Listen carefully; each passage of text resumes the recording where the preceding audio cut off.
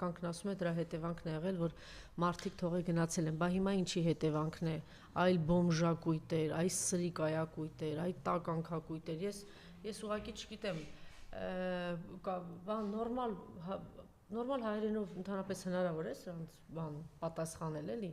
ես ասեմ Ալեն, քո ծնունդը ինքնին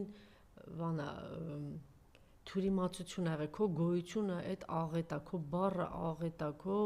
ներկայությունը աղետ ա, քո ամեն ինչը, ընդհանրապես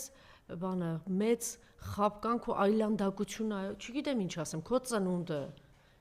չի կարա մարդը այդ աշճանի այլասերված, այլանդակություն, տենց վիժված, տենց թափթփուկ տականք լինի,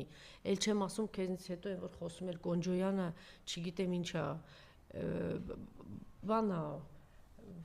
ես որ շարունակեմ, չգիտեմ ինչ բառեր կասեմ, ընդամենը ամեն մեկին լսել եմ 2 րոպե,